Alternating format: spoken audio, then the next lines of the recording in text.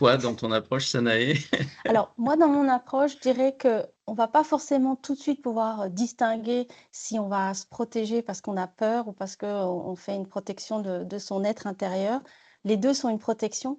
Finalement, à partir du moment où on va avoir, parce que d'un point de vue inconscient, on récupère, par exemple, Laurent, il est lecteur du corps, donc lui, il va en même temps lire les signaux et en même temps, il a cette capacité de les interpréter. Mais en réalité, tout le monde a la capacité de lire le signal.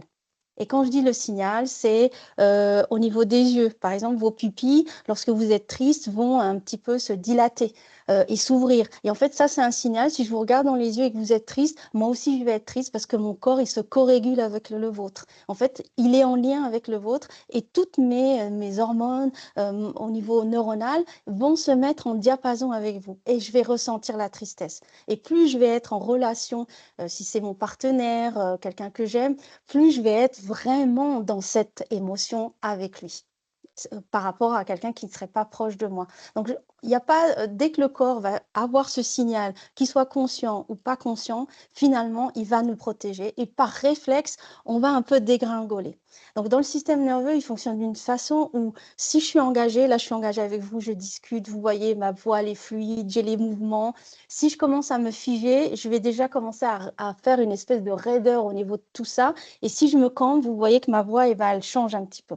Et ça, vous pouvez lire si quelqu'un a la cage thoracique plus en tension, on peut voir qu'il n'a plus la capacité assez d'air pour bien respirer et bien faire le langage.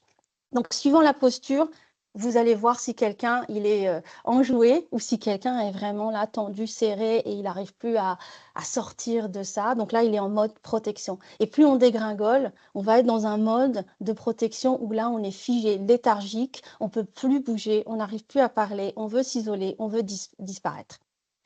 Et moi, j'ai envie de vous dire, il n'y a pas à se culpabiliser par rapport à ça parce que c'est un réflexe. C'est notre design humain. C'est un réflexe. Après, c'est de rencontrer soi où on est. Bah, je suis vraiment comme ça. Je me rends compte. J'essaie de regarder. OK, bah, si je bouge, si je fais un mouvement, finalement, je vais déjà commencer à aller dans ce qu'on appelle la fuite et le combat.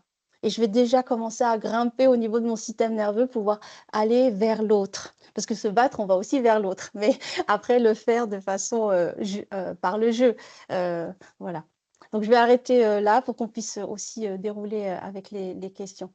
Mais surtout, le message important, c'est un réflexe et il n'y a pas à se culpabiliser sur à quel stade de votre système vous êtes.